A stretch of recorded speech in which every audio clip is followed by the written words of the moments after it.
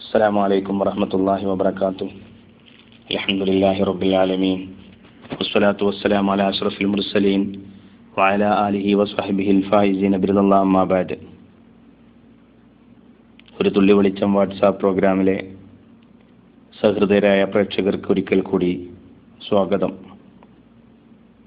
പ്രാസ്ഥാനികം സെഷനിൽ കഴിഞ്ഞ തവണ സമസ്ത കേരള ഇസ്ലാം മത വിദ്യാഭ്യാസ ബോർഡിന്റെ രൂപീകരണവുമായി ബന്ധപ്പെട്ട കാര്യങ്ങൾ ചർച്ച ചെയ്തുകൊണ്ടാണ് നാം നിർത്തിയത്.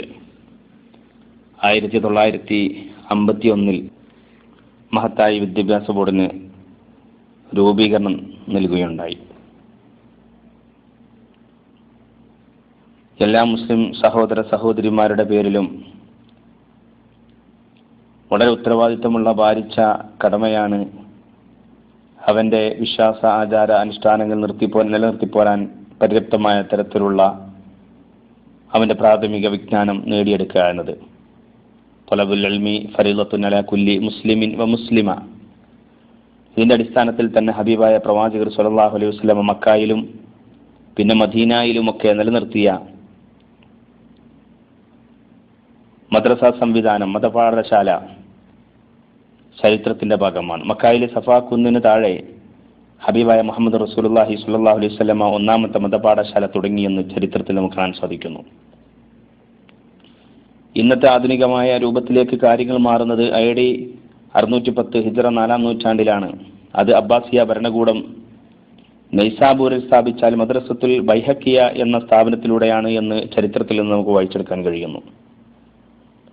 സമസ്ത കേരള ജമിയത്തുൽ ഉലമ രൂപീകരിക്കുന്ന കാലഘട്ടത്തിൽ തന്നെ 1926 പാങ്ങിൽ അഹമ്മദ് കുട്ടി മുസ്ലിയാർ ഇതുമായി ബന്ധപ്പെട്ട ഒരു നിവേദനം നൽകിയിരുന്നു. കേരളത്തിൽ നിലാമിയ സിലബസ് പ്രകാരം മദ്രസ സ്ഥാപിക്കണമെന്നായിരുന്നു ആ നിവേദനം. 1940 മുമ്പ് ബെഞ്ചും ഡെസ്കും ബോർഡും സ്ഥാപിച്ച് ആദ്യ മദ്രസ രീതി മൗലാന ചാലിലകത്ത് കുഞ്ഞു മുഹമ്മദ് ഹാജി എന്ന ഷാലിയത്തി എന്ന പേരിൽ അറിയപ്പെടുന്ന ആ മഹാൻ നടപ്പിലാക്കി. എന്നാൽ ചിട്ടയായ വ്യവസ്ഥാപിതമായ ഒരു രൂപഭാവം ഈ രംഗത്ത് കേരളത്തിൽ കടന്നു വരുന്നത് വിദ്യാഭ്യാസ ബോർഡിന്റെ രൂപീകരണവുമായി, ആ രൂപീകരണത്തോടു കൂടെയാണ്. ഇപ്പോൾ ഓരോ 10 വർഷത്തിനിടയിൽ വളരെ സുപ്രധാനമായ മാറ്റങ്ങളാണ് ഈ രംഗത്ത് സമസ്ത കേരള ഇസ്ലാം മത വിദ്യാഭ്യാസം നടപ്പിലാക്കിക്കൊണ്ടിരിക്കുന്നത്. മതപഠന രംഗത്ത് അടിസ്ഥാനപരമായ മാറ്റം അസാധ്യമാണ്, അത് അനാവശ്യവുമാണ്.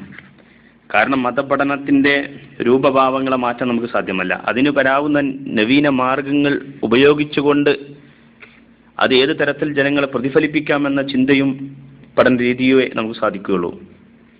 ആ തരത്തിൽ വിദ്യാഭ്യാസ ബോർഡ് വളരെ സ്തുത്യർഹമായ സേവനമാണ് ഇന്ന് നടത്തിക്കൊണ്ടിരിക്കുന്നത്. അതിന്റെ ഭാഗമായി സമസ്ത കേരള ഇസ്ലാം മത വിദ്യാഭ്യാസ ബോർഡിന് 9500ഓളം മദ്രസകൾ ഇന്ന് രജിസ്റ്റർ ചെയ്ത് പ്രവർത്തിച്ചു കൊണ്ടിരിക്കുകയാണ്.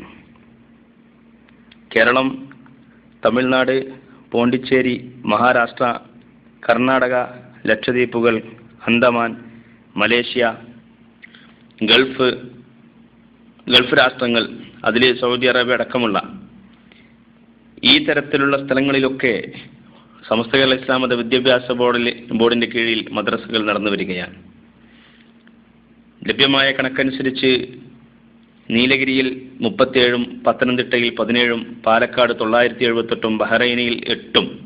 അത് കഴിഞ്ഞ മാസത്തോടുകൂടി 2 മദ്രസകൾ കൂടി അവിടെ ഉദ്ഘാടനം ചെയ്യപ്പെട്ടിട്ടുണ്ട്.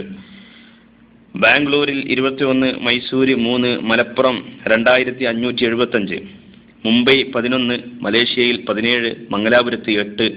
അതിലും വർധനവുണ്ടായിട്ടുണ്ട് ഈ അടുത്ത കാലത്ത്.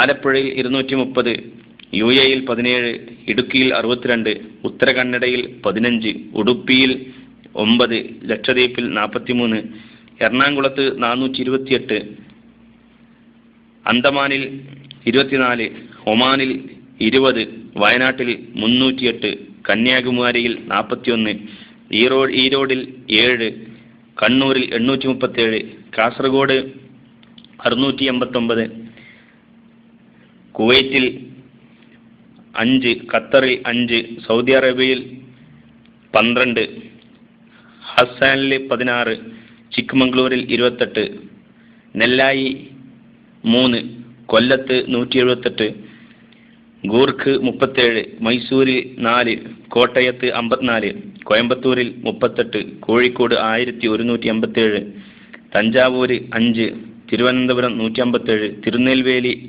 7, തൃശ്ശൂർ 672, ദക്ഷിണ കന്നഡ 545. അങ്ങനെ ആകെ 9500 അടുത്ത് എത്തി നിൽക്കുന്ന തരത്തിൽ ഇന്ന് മദ്രസ സംവിധാനം വളർന്ന് പന്തലിച്ച് നിൽക്കുകയാണ്.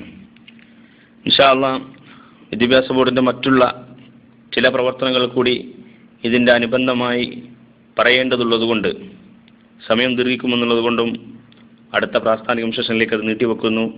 എല്ലാവർക്കും സന്തോഷകരമായ ദിനം നേരുന്നു. അസ്സലാമു അലൈക്കും വറഹ്മത്തുള്ളാഹി വബറകാതുഹു.